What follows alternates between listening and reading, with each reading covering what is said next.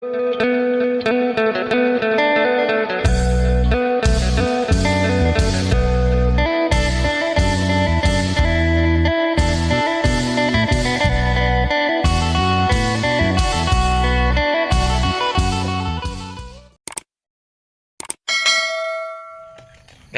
สบายดีและสวัสดีพ่อแม่พี่น้องยามเช้าๆมาพบพ่อกับซองเบาจะมั่มอีกแล้วไปยามตรงได้ปลาซิวได้กุ้งได้กระปูได้หอยหน่อยหนึ่งพอเมื่อคืนนี่มาแต่ในเมืองมาแต่ขายโรตีทางนั้นฝนตกบางแห้งทางเฮือนเบาทางเฮือนปะเถาคูนบ่ตกเลยไปยามคืนนี่ได้กุ้งได้หอยปลาซิวหายพอเท่ายามตอนเช้าหายไม่เท่าแบ่งปันเงินกิน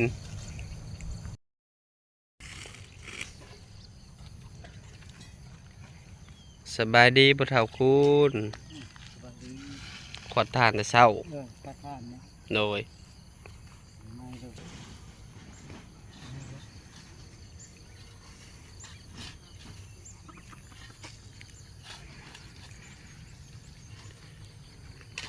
เจ้าหนึ่งข่าวแล้ว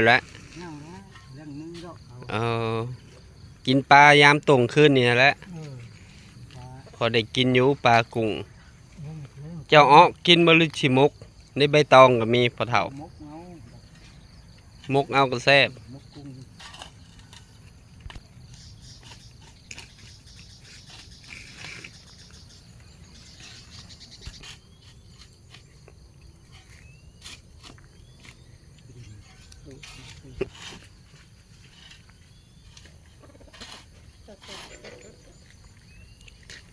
แล้วแต่ผู้หมักอยากอยากมุกก็แซ่บคือกันแซ่บและมุกปลาซิวยามนี้ยามเกี่ยวเข่าและปลาซิวขอนบางบอน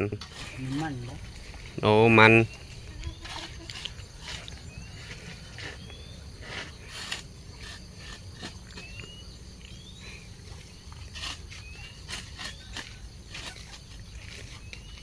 ฟังเบิ่งฮอดวันที่21เพิ่นว่ายังมีฝนอยู่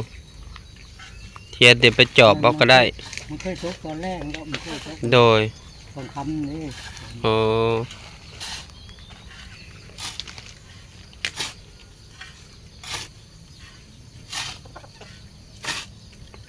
4 โมงตื่นได้จักโมงพอเฒ่า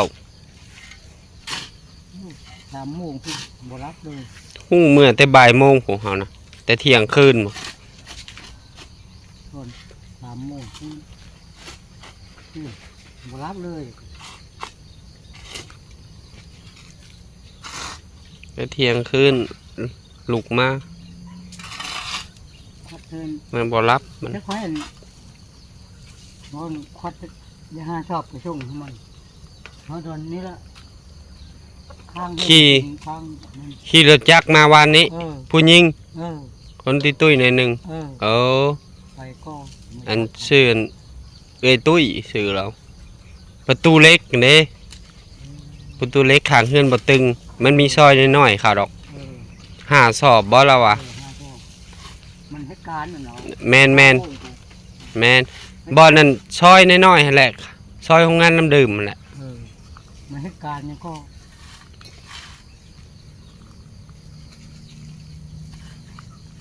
ซอยนั่นแหละหลังเดียวหลังอยู่ในข้างเฮือนเ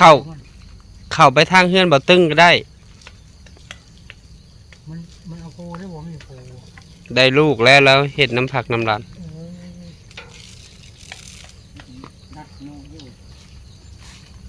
แล้วขี่รถจักรมาเมื่อวานนี่เด้เราให้เขาอยู่ครับ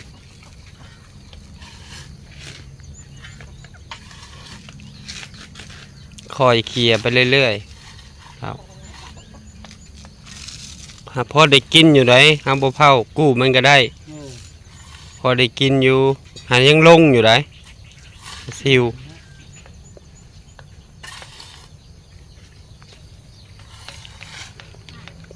ครับคน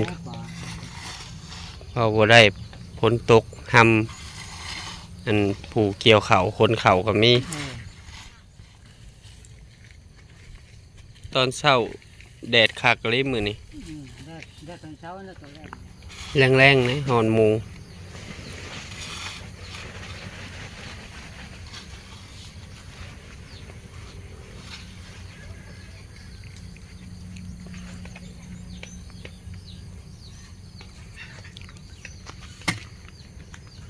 กดลายเลยมู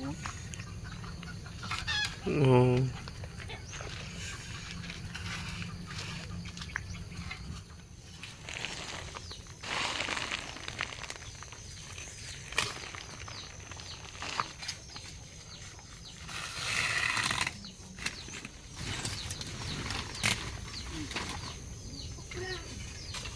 ไปพุ่นกะหายานางอีกมันบ่แม่นเท่า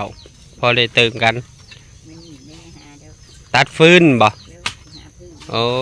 พอดีเลย ได้ไอ้ก่อน โดย ตัดพื้น ดึงแห้งๆไม่เท่า ดึงเข่ง ดิ้งเค้งเหนือบางอย่างจับยากก็ดิ้งขึ้นสีเค้งไม่แห้งจับยาก ๆ แห้งผู้เฒ่าคือว่าอะไร แห้งผู้หนุ่ม80ปลายแหละ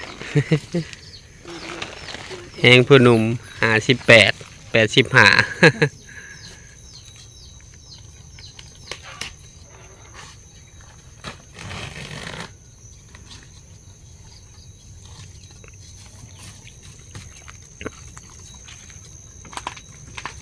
งงานเลยนะ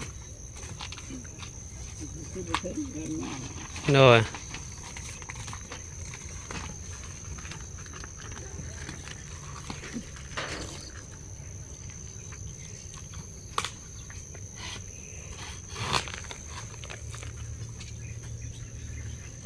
เจ้ากินน่ะนกกันแรกคืนนี่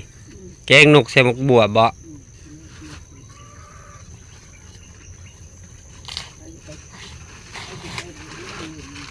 อ๋อ งานชาจะน่าอ่ะค่ะไก่ช้างจะกินข้าวล่ะ โดย กินโคไฟ อ๋อ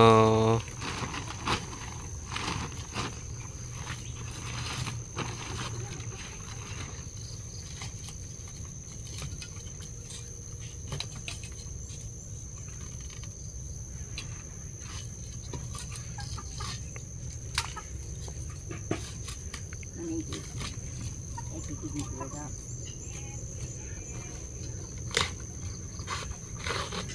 ตำกุ้งหรือว่ามกปลาซิวมกกุ้งหน่อยหนึ่งพอได้จับเอามันจึงมีน้ำจะจ นี่ก็เท่าเว้นเราลุงคือมีต้องลุงคือ ำ ว่านี้ลุงกินบ่ต้มเป๊ะไอ้ก็ไปกินต้มเป๊ะหมดเลย ต้มคือ โดย ไปกินเลยบ่ต้มเป๊ะ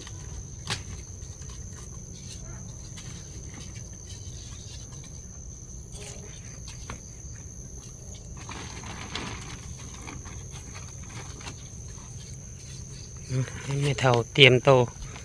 ยิบทาน เพื่อออกไปดินใหม่ ไปมืดชามเลยมือนี้ ทั้งลูกทั้งหลานออกไปซอยสร้างเพิ่นจับนั่นจับนี่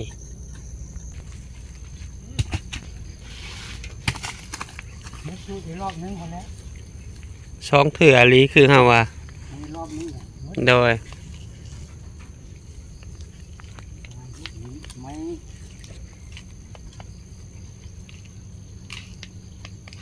พิจารณาหมดมันไม่นั่นแหละ โดย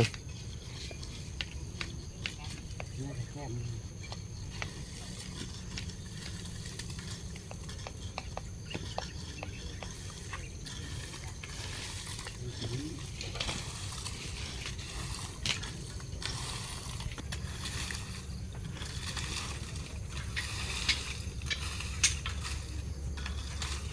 ถ้ามันก็ขวดทาน มาให้กำลังใจแบ่งของอยู่ของกิน ได้ปูได้ปลาก็แบ่งมาให้พอเฒ่าคนกินสองเฒ่า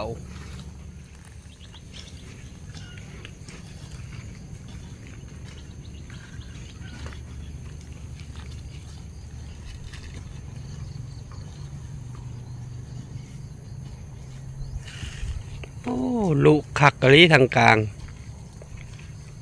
มัน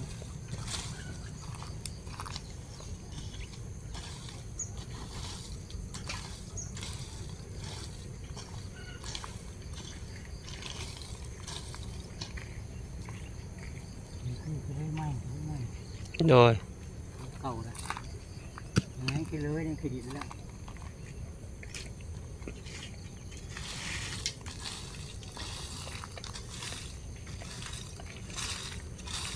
โอเคเขานะ โดย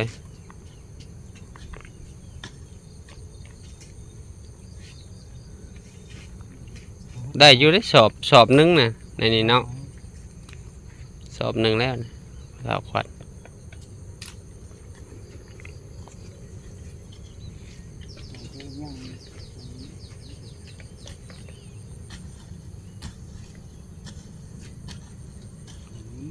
ขี้เลื่อยใหม่ก็มีได้ปนกันน้ ใหม่ๆละ ำโดยงามมันบ่ทาน งามเลยค่ะมันนี่เขาแต่ไม้ที่ซื้อเข้า โดย เฮ็ดละเจอแล้วมันจะป้าหันไม้เองมันมืดไม้นั่นก็ โอ้ มันจะเข้ามัน โดยอ่ะมาเป็นกำลังใจให้พ่อเฒ่าคูณและแม่เฒ่าคำเอาปลามาให้เพิ่นฝามาฮอดนี้บ่าวจะมั่มก็ขอบุญขอบคุณพ่อแม่ FC ทุกท่านที่เบิ่งคลิปบ่าวจะมั่มแต่ต้นจนจบโดยบ่ขามโฆษณาเพื่อเป็นกำลังใจบ่าวจะมั่มเฮ็ดคลิปใหม่ๆออกมาให้พ่อแม่พี่น้องได้รับได้ชมขอให้พ่อแม่ FC ทุกท่านจงมีสุขภาพร่างกายแข็งแรงปราศจากโรคภัยไข้เจ็บคิดสิ่งใดได้สิ่งนั้นสมความมุ่งมา่ปรารถนาไปใส่มาใส่ก็ขอให้แคล้วคลาดปลอดภัยบ่าวจะมั่มเบ้าพิษประการใดขอ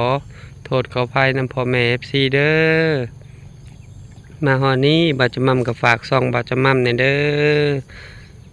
ฝากเป็นกำลังใจให้บ่าวจะมั่มกดติดตามกดไลค์กดแชร์อย่าลืมกดกระดิ่งเพื่อบ่พลาดคลิปใหม่ๆของบ่าวจะมั่มบ่าวจะมั่มกับพ่อเฒ่าคูณก็สิขอตัวลาพ่อแม่พี่น้องไปก่อนเจอกันคลิปหน้าสบายดีเด้อพ่อเฒ่า อะไรดี อยู่ดีมีแฮงมันกดทานได้ปูได้ปลาถ้าฟังเบิ่งอีกพ่อเฒ่าเถื่อฝนลงอีกสบายดีเด้อน้องแอนนาเพิ่นสิออกไปเฮือนใหม่บ่โดนแล้วเพิ่นบ่ได้ออกไปจอบเบิ่งเพิ่นอยากไปเบิ่งเฮือนใหม่ไปตัดฟืนเลยน้องแอนนาเพิ่นว่าบ๊ายบายพ่อแม่ FC